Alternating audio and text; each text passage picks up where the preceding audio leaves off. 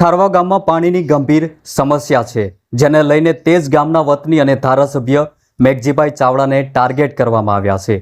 એવા આક્ષેપો કરવામાં આવ્યા છે કે પાણીની ગંભીર સમસ્યા છે, તેમ છતાં ધારાસભ્ય અમારી વાત સાંભળતા નથી. રોડ રસ્તાની સુવિધા પણ અપૂરતી છે. અમે જ્યારે ધારાસભ્ય મેઘજીભાઈ સાથે વાતચીત કરી ત્યારે તેમણે આ તમામ આક્ષેપો અંગે શું કહ્યું તે સાંભળો. હલો, નમસ્કાર મેઘજીભાઈ, હું દિનેશ ઝાલા વાત કરું છું. જી નમસ્તે. નમસ્તે દિનેશભાઈ. કેમ છો? મજામાં? જી મજામાં. મેઘજીભાઈ, તમારા વિસ્તારમાં ખારવા ગામ કરીને છે ને, ત્યાં પાણીની જે સમસ્યાઓ છે તે અંગે પ્રશ્નો સામે આવ્યા છે અને અમને પણ રજૂઆત કરેલી હતી કે ત્યાં પાણીની સમસ્યાઓ છે ને, પાણીમાં દુર્ગંધ આવે ને એવું બધું છે. તો શું હકીકત છે અને તમને પણ ટાર્ગેટ કરવામાં આવ્યા છે કે મેઘજીભાઈનું ગામ છે તેમ છતાં ત્યાં સારી સુવિધાઓ નથી મળતી ને એવું બધું કહેવામાં આવે છે? ના, હું કાલે જ હતો. કાલે જ હું દલિત વિસ્તારમાં 1 મહિનું થઈ ગયું હતું, ત્યાં પણ બેસવા ગયો હતો અને પટેલ સમાજમાં પણ ત્યાં ગયો હતો. કાલે મારી પાસે કોઈ એવી રજૂઆત આપી નથી, પરંતુ પાણીની રજૂઆત ચોક્કસ આવી હતી. પીવાના પાણી માટે નહીં, પણ સિંચાઈના પાણી માટે. અમારે જે નદી, બાવની નદી ઉપર 2-3 ચેકડેમ બાંધેલા છે. અત્યારે આગોતરું વાવેતર કરવા માટે જો પાણી છોડવા આવે તો થઈ જાય. પ્રયત્ન પણ મારા ગાંધીનગર લેવલે ચાલુ છે. એના માટેની મને રજૂઆત ચોક્કસ આવી હતી.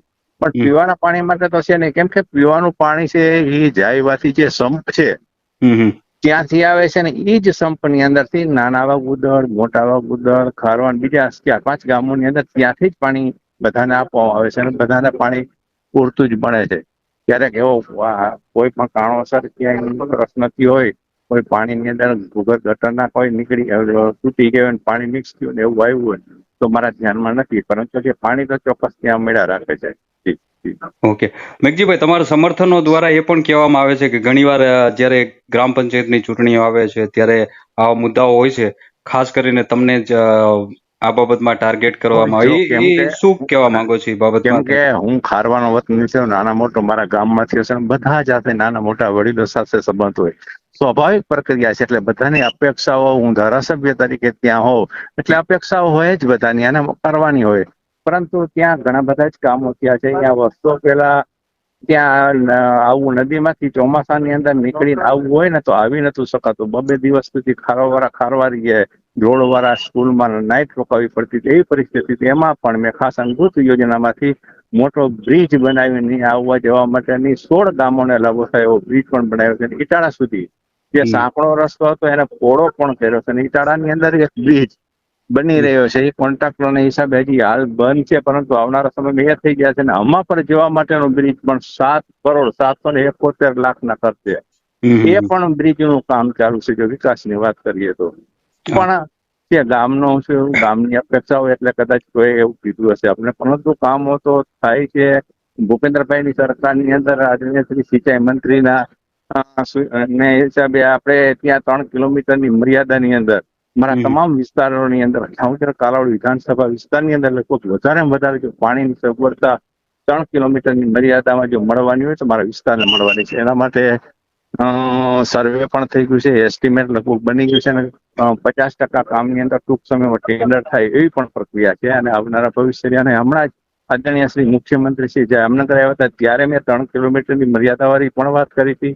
અને બીજા જ પણ મારા વિસ્તારની અંદર ઘટતા પ્રશ્નો માટેની નગરપાલિકા હોય, ગામડાની અંદર સુવિધા માટેની એ પણ એમને રજૂઆત કરી છે. આવનારા ભવિષ્યની અંદર વધુ સારા કામો થાય એના માટેના પણ પ્રયત્નો થયા છે અને ઘણા બધા કામો આજે ભારતીય જનતા પાર્ટીની સરકારમાં થઈ રહ્યા છે ને આવનારા થવાના છે.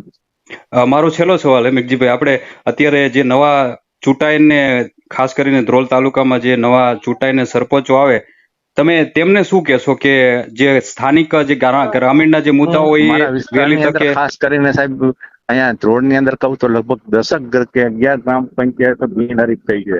કાલાવડની અંદર લગભગ 21 ગ્રામ પંચાયતો બિનહરીફ થઈ છે. જોડિયાની અંદર થઈ છે. મોરબી વિસ્તાર મારો આમરણ આવે અહીંયા પણ થઈ છે.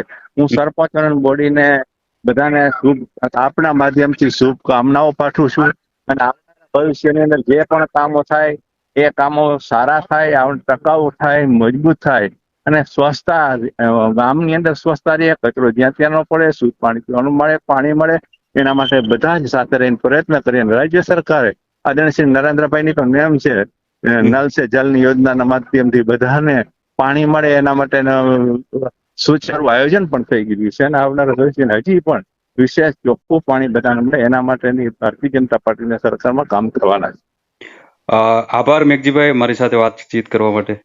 આભાર. છે. થેન્ક યુ ભાઈ. હા.